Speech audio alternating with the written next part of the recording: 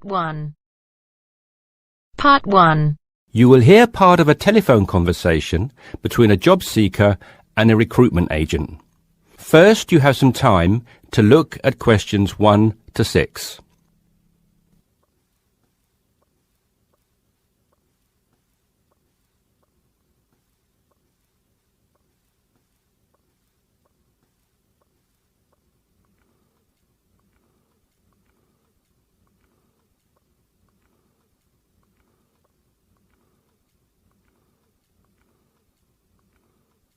You should answer the questions as you listen because you will not hear the recording a second time. Listen carefully and answer questions 1 to 6. Yes, so that's Janet Thompson. Would you like me to spell it? If you wouldn't mind, thank you. Just the surname, please. No problem. It's Thompson. Great. Now, Janet, before we go through the openings I have here in front of me, might I just take a few more details to complete your profile on my system? Of course. What would you like to know? Well, let's start with your email address, please. OK, janthompson@hort.net. I see. Is that Jan as in Jan? No, that wasn't available. I had to make do with Jann. Here, let me spell it for you again, just to be sure. JANNTHOMPSON@hort.net. Much obliged. And could I ask, do you have your referee details to hand? Yes, what do you need? I need one work reference and one character reference from a friend or colleague. OK, for a work reference, there's Jane Foote. She's my former boss at Bermuda Girls' School, head of English. OK. My personal referee is Monica Carbody.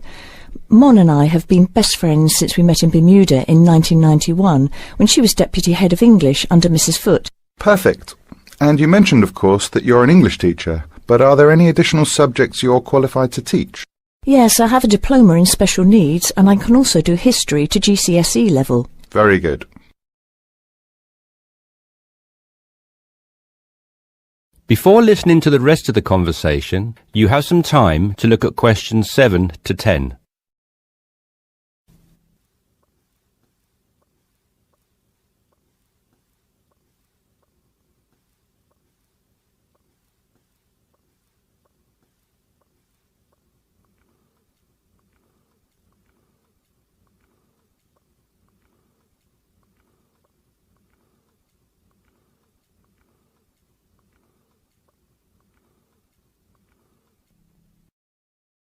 Now listen and answer questions 7 to 10. Do you think I stand a good chance of finding something? Oh, better than good. In fact, we have some positions we can offer you today. You see, it's not so difficult to find a temporary role. Tell you the truth, there are plenty of them around, but getting a permanent position will prove a little more trying, though. Would you be prepared to take up a position short-term? Of course, anything that pays. Excellent. Well, there are 3 positions that I can offer you right now. The first is a teacher of English in LaSalle School. I'm sure you know it, right in the city centre. Yes, near where I live, actually. Even better. Well, it's a 6-month contract, and the very attractive thing about this role is that the head of English at LaSalle will, if she's satisfied with your performance after 6 months, offer to make you a permanent member of staff. Wow, that's food for thought. It certainly is, bearing in mind what I said before about how hard it is to find a permanent role. The second position I have to offer you is in a school near Chelsea.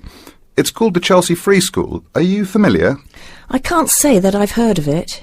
Well, this contract is for 1 year, which is a lot better, looking at it from a short-term job security perspective, than the first role I mentioned. But you also have to realise that you are a temporary replacement for a female teacher who has taken maternity leave. There is no prospect of the position being made permanent. I see. I have one other vacancy at the minute, though I doubt you'll find it quite so appealing. It's situated in rural Cambridgeshire. I'll spell that just in case you want to take it down. CAMBRIDGESHIRE. And the school simply goes by the name Cambridge, though it's not in any way related to the other more well-known establishment of the same name. I was just going to ask that. What a lovely location, though, eh? Yes, but there's a catch. It's only a 6-week contract to cover for someone on extended sick leave. I see. Well, I guess that's ruled out then. What sort of salary can I... That is the end of part 1. You now have half a minute to check your answers.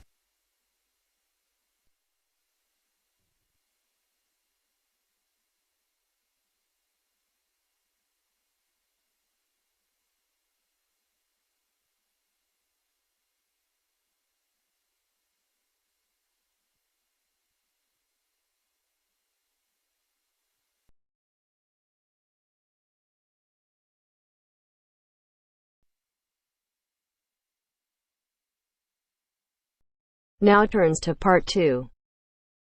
Part 2. You will hear a podcast on Canberra's theme park. Now you have some time to look at questions 11 to 16.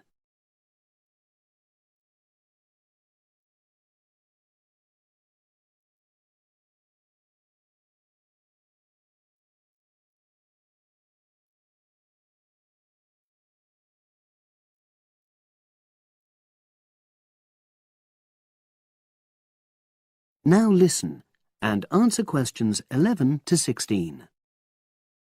Welcome to Canberra's Park podcast. In the next few minutes, I'll tell you a little about the park and the amazing things we have to offer. We like to think that Canberra's offers more than other theme parks. Like them, we have a variety of exciting rides for people of all ages, but Canberra's also places strong emphasis on the educational experience for its visitors. Not boring facts, but lots of interactive exhibits.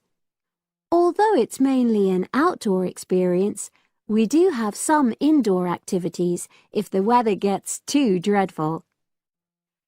The park's got a lovely, well-established feel, set in 80 acres of beautiful countryside, about 3 miles south of the tourist resort of Dulchester.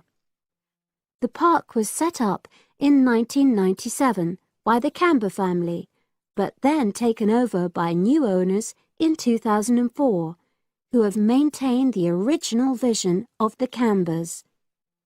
It has lots of old trees, hundreds of flower beds, and a gorgeous lake. Canberra's has over 45 different rides, exhibits, and arcades. All but one of these is free once you've paid your entrance fee. We charge a small fee for our newest ride to reduce the length of the queues. You don't pay anything for parking. A family ticket for a family of 4 works out at about £8 per person, which is amazing value. Full details of current prices are shown on our website, along with full details of rides, etc., and directions for getting to us. We also have a number of special offers. For example, if you live locally, why not join our Adventurers Club, which entitles you to 50% off ticket prices all year round, and a special lane for all rides and exhibits, which means you don't have to wait to get into any part of the park. See the Offers tab on the website. We've recently added a number of new exhibits to the park, and we're particularly proud of our Future Farm Zone, which houses over 20 different species of animals, from chipmunks to dairy cows. The emphasis is on getting near to the animals. All of them can be petted, and you can buy food for feeding the animals. Many of our younger visitors say that this is the high point of their visit. And speaking of food, don't let the animals have all the fun. We have a total of 7 different catering outlets on the site.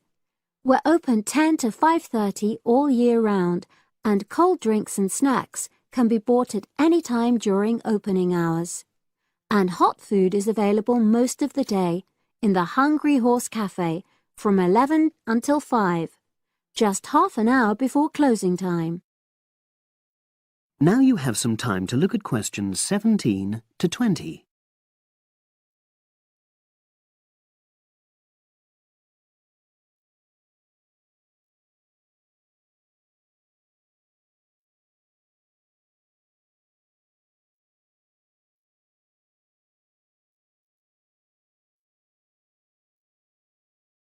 Now listen and answer questions 17 to 20. Now we want all our visitors to have an exciting time when they come to the park, but our first priority must be safety. Parents and guardians know their children's behaviour and capabilities, but here at the park we have set certain conditions for each of the rides to ensure that all visitors get the maximum enjoyment out of the experience and feel secure at all times. There are 4 major rides at the park.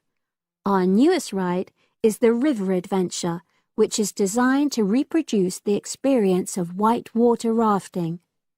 No amount of protective clothing would make any difference, so only go on this ride if you're prepared to get wet. Children under 8 can go on this ride, but all under 16s must have an adult with them. Not all of our rides are designed for thrills and spills. Our Jungle Gym roller coaster is a gentler version of the classic Loop-the-Loop, specially created for whole family enjoyment, from the smallest children to elderly grandparents, suitable for all levels of disability and health conditions. Carriages have comfortable seating for up to 8 people with safety belts for each passenger, which must be worn at all times. Sit back and enjoy the scenery. One of the best established and most popular of Canberra's rides is the massive swoop slide. Whiz down the polished vertical slide 9 meters in height and scream to your heart's content. There are no age or height restrictions. Be careful though, you must have on long trousers so you won't get any speed burns. And then there's the famous Zip Go-Kart Stadium with 16 karts, 8 for single drivers and 8 for kids preferring to ride along with mum, dad or carer. Take part in high-speed races in our specially designed Formula 1 style karts, but no bumping other karts, please. All riders must be above 1.2 meters because they have to be able to reach the pedals, even in the shared karts. Full details of all safety features are available on our website at www.camberspark.com. So come and make a day of it at Canberra's theme park.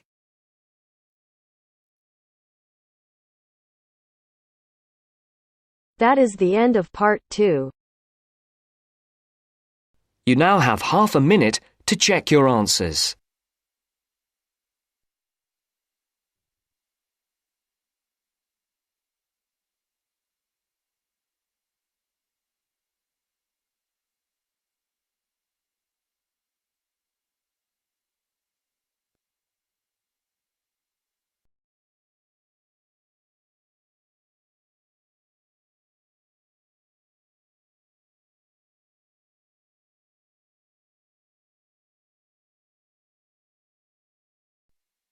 Now turns to part 3. Part 3. You will hear 2 business studies students, Evelyn and Mark, preparing for a seminar presentation. Before you hear the conversation, you have some time to look at questions 21 to 25.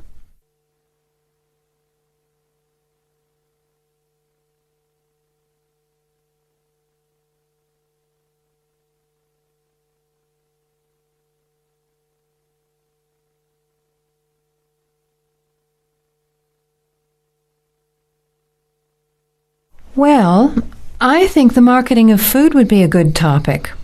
I read a very interesting article the other day about the Canadian food market. I suppose everybody's interested in food, even if it's trying not to eat. Why Canada? I know that's where you come from, but isn't it just all North America really? No, that's why I thought this article was interesting. Although lots of US companies are well established in Canada, and vice versa, there are still subtle differences between the 2 markets. It says here, the Canadian market is definitely not a northern clone of the US. I like that. And it says that if you understand these differences, It can have a big impact on successful food marketing. So I know that Canada has a big French-speaking population in Quebec. Is this what they're referring to? Not only French and English speakers, there are many different ethnic groups in Canada. It's really quite multicultural. For example, Toronto has large Asian and Italian populations, and Vancouver's got a large Asian population too. And because Canada's population is small, these groups make quite an impact, introducing new styles of cooking. So you can see lots of unfamiliar vegetables and things in the markets, and new restaurants are opening every day.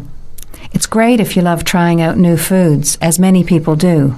Which kinds of food are becoming popular? Well, some Asian food, I'd say, has been popular for quite a while, like Chinese. But now, Southeast Asian restaurants are becoming very fashionable. Then there's Mediterranean, of course, such as Greek, Italian, and so on. But Caribbean and Mexican food is really taking off among young people these days. So are the supermarkets starting to stock the ingredients that are needed to prepare these foods at home? You know, all those unusual condiments and sauces. Yes, that's right. It's quite interesting going to the supermarket, isn't it? And noticing how they're introducing sections for foods of different nationalities. You can buy quite exotic products locally these days. The article mentioned that 80% of the Canadian retail market is controlled by 8 major national supermarket chains, so that when they introduce changes, they can happen quite rapidly. Okay. Well, how are we going to organise this seminar then? I made some notes on the trends in the Canadian market, about changing tastes, and also patterns for where food is consumed.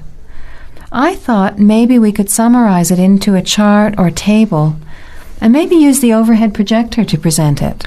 Good idea. Maybe I could have a look for similar trends and tastes in Australia and the UK for comparison. Let's have a look at what you found.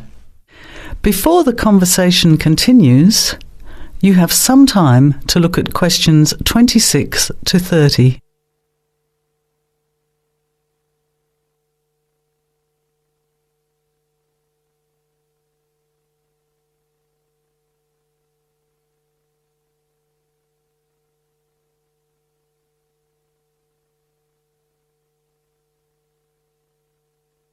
Now, as the conversation continues, answer questions 26 to 30.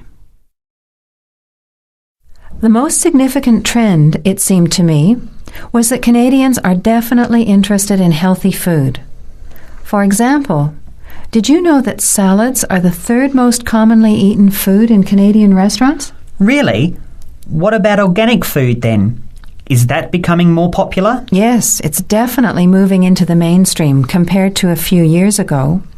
And a recent survey showed that 4 out of 5 shoppers said that they check the fat and nutritional information on the packet when they're deciding what to buy. What other trends did you find out? There's one change I noticed straight away when I was home last year in the meat department. You know, here the meat packaging says rump steak or 4-quarter chops and so on. Well, they discovered that most consumers these days didn't know what to do with these roasts and rounds and ribs. So the government approved a new naming system for cuts of meat, which is related to the required cooking technique. What a good idea. I've never really understood the difference between sirloin, rump, round and all those names. So how many new categories are there? 8. There are 3 kinds of steak, for grilling, for marinating and for simmering. And then there's what they call quick serve beef, for stir fries I suppose. And premium oven roast, pot roast and stewing beef. It's a great idea, isn't it? I hope it catches on here. I agree. Any other trends that you thought were significant? Well, what's really interesting is what the article called mobile meals. In other words, more and more Canadians are eating meals away from home, but not just eating more junk food. They're projecting a 40% increase in snack food sales over the next 3 years. And the growth is coming from healthy snacks. You know, the ones that have less cholesterol and fat, such as muesli bars, health food bars, and those types of products. Apparently, in the food marketing jargon, they're called nutritious portable foods, which means healthy snacks.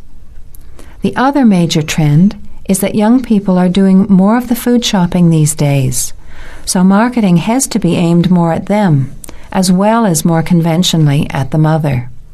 Thanks, Evelyn. I think we'll have an interesting discussion about these trends and the comparisons with other English-speaking countries. I'll see if I can get some information about them to compare with yours, and meet you on Friday to put it together. See you then. Bye. That is the end of part 3. You now have half a minute to check your answers.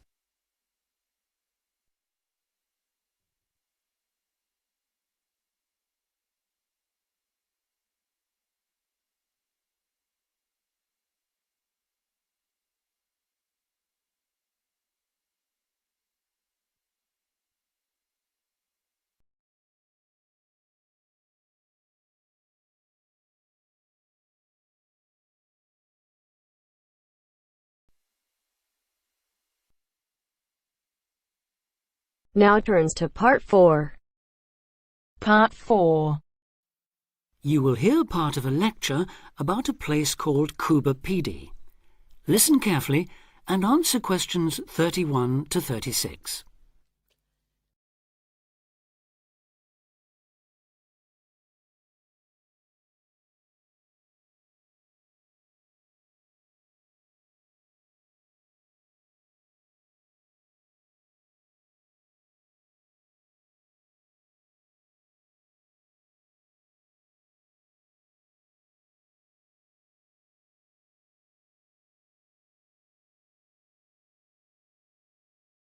Listen carefully and answer questions 31 to 36. Good afternoon. Today, we're continuing this series of talks on the development of the Australian outback with a look at Cuba Pedy, the desert town of opal mines and underground living, which lies 860 kilometres north of Adelaide and 690 south of Alice Springs. The inaccessibility, harsh climate and almost total lack of water made it a highly unlikely place for human habitation. But that all started to change in 1915 with the discovery there of opals, the precious stones which seem to change colour according to their surroundings. Settlements were established following the First World War, when soldiers returning from the trenches of France brought with them the techniques of living below ground in dugouts. The depression of the 1920s and 30s led to many prospectors leaving, but the town boomed again in the late 1940s when shallow new opal fields were discovered, and immigrants from Europe arrived in large numbers after the Second World War.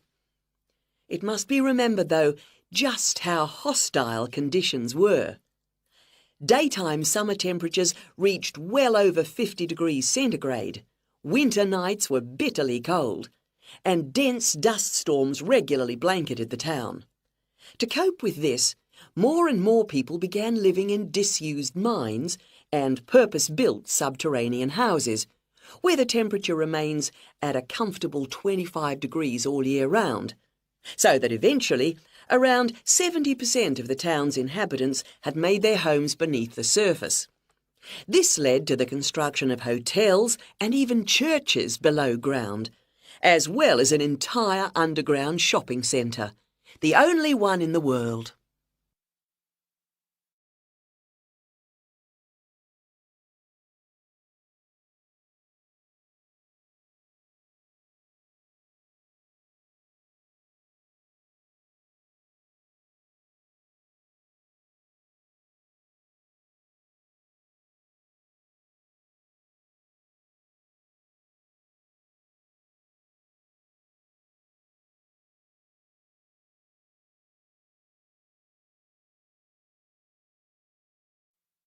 Now answer questions 37 to 40.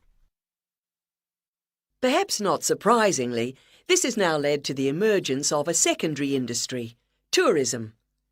Increasing numbers of visitors come to see the tunnels and the caves with their ventilation shafts, the weird machines lying about in the town, and, just beyond it in the scorched red desert, the conical hills thrown up by the world's biggest opal mines. It's a logical stopping place for travellers too. The nearest town to Coober Pedy is Woomera, in the prohibited area once used for launching space rockets. But even that is an enormous distance away. Within the town itself, there are plenty of hotel rooms and a number of ethnic restaurants. Remember that Coober Pedy is one of the most multicultural places in Australia, with an estimated 45 nationalities represented, and its very own Opal Museum. A short distance from town, there's a section of the enormous barrier that runs thousands of kilometres across the country. The dingo fence, which is meant to keep these predatory wild dogs out of the sheep farming areas. Another attraction just outside town are the sets of various films made there, including Mad Max 3, as well as The Red Planet and Until the End of the World. Names that reflect the harshness of the terrain and temperatures there. The name Coober Pedy, incidentally, comes from an Aboriginal expression meaning white man's hole in the ground. Next, I'd like to go on to talk about Broken Hill, another mining town, but one that...